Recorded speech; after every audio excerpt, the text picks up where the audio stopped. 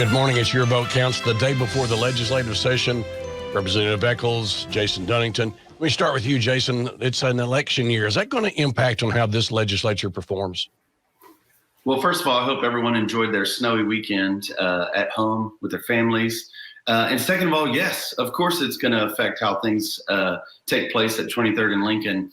Usually the non-election years are the years that the legislature works on a lot of policy, difficult policy. Election years are the years that a lot of policy gets thrown up against the wall to see if it can make a campaign mail piece. I don't expect a whole lot of real policy to be done, during this legislative session.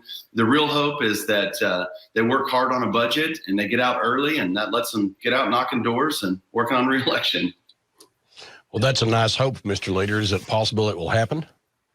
Well, one of the great misnomers is that we never get out early. Every year I've been in the legislature, we've got out early, except for one. But I love election years, and here's why.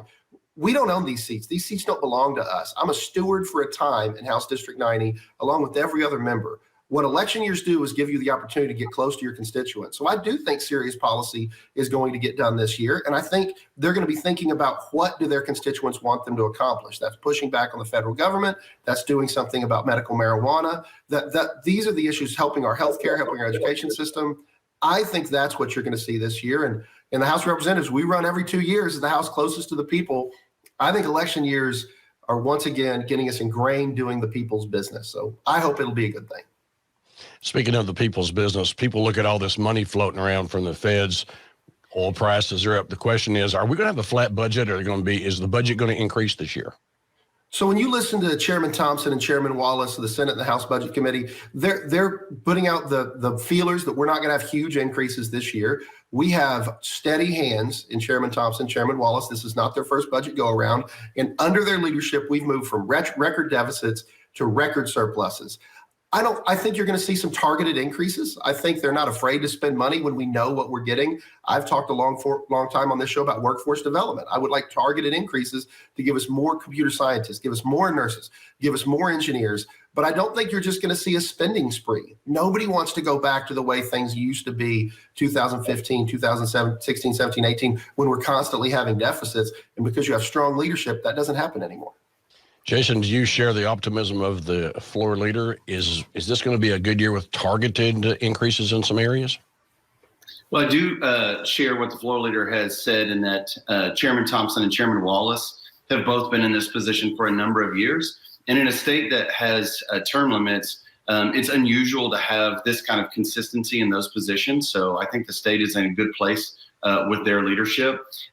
My general feeling is you're probably going to see a pretty close to flat budget this year. Last year was the largest budget in the history of the state that was appropriated, and there's even more money that's back. You add the federal money in there, I think there will be a lot of urge to spend a whole lot more, but it seems most likely with this governor that there'll be another big tranche of money that gets put away in savings for rainy day.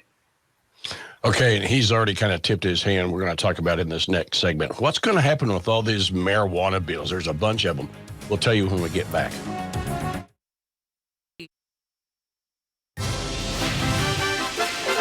We're back talking about a whole bunch of marijuana bills, medical marijuana bills. There's even some proposals to make it recreational legal. John, what are we going to be seeing actually happen on marijuana this session? Well, I feel great about marijuana regulation this session. It is a House priority to get under control the illegal market. And I will also say the governor, the Senate, and the House are working better than we ever have. Senator Lee Wright, Senator Lonnie Paxton, myself, Representative Marty, Representative Fettgetter, we're all working together this year. We've had meetings. I think you're going to see us getting a hold of illegal grows in rural Oklahoma and illegal dispensaries that are selling to our minors or people without cards. My message to the illegal marijuana market is, man, you better get out of town. Like, it is coming big. It is the number one House priority. And with this level of working together between the Senate and the governor, I think some good things in regulation, not the legal market. The citizens voted for it. I'm talking about the illegal market, and we are coming for you, and we're coming to shut you down. So there's a headline right there. The House, the Senate, and the governor all getting along. The question to you, Jason, is, will the Democrats be involved in this? I think there will be. And, I would agree. I think marijuana is here to stay, but I think the state overall, especially rural Oklahoma, is looking for more regulation.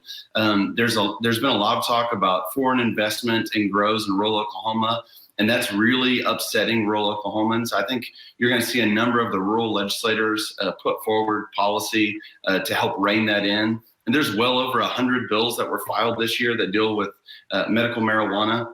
I think OMMA is talked about or looked at something to do with a secret shopper program to make sure that what you're buying off of the shelves has been tested and doesn't have pesticides, heavy metals, those types of things. There's a lot of regulation that needs to be done on this. I think this could be the year to see more of it. All right, another big issue that could be in front of the legislature this year is eliminating the tax on groceries, sales tax on groceries. Jason, what's your predictions on that? Yeah, this is one of those tough ones, right? I think everyone at home, thinks to themselves, why do we tax groceries? That doesn't make sense that we tax food. But when you break down the issue, and the reason it has never gotten across the board is that cities rely on sales tax. And when you take that away from something like groceries, it's a huge dent in cities' budgets. If we're going to do something like this, what really needs to happen is tax reform. And cities need to have the opportunity to collect a different kind of tax that would make up for taxes on food. But again, I think if you're sitting at home, you're probably scratching your head thinking, why in the world do we tax our groceries? It's a good question to ask. It's not an easy thing to get accomplished. Mr. Leader, is there a possibility this could get done this session? Well, there's a possibility we're going to do something novel. Record money that came from the citizens. That's state of Oklahoma doesn't print money. It comes from our citizens. Let's give some back to the citizens. I hope we look at an income tax decrease. I hope we keep moving forward with corporate income tax decrease. And I hope we look at getting rid of the state portion of the tax on groceries. I've been for that since I was a freshman. We have the ability to do it. I do think it's time for tax reform. But when I say tax reform, what I mean is lower taxes. That's what I'm talking about. And that's what I would like to see happen. I think we have a great opportunity to do that. Robust policies. Every time we've cut taxes, we've increased revenue. That's the bottom line. And that's what I hope I see us do next year. Okay, here we go. Legislature starts tomorrow, and we'll be watching. See this again at news9.com/yourvotecounts, and follow me on Twitter @MitchellTalks.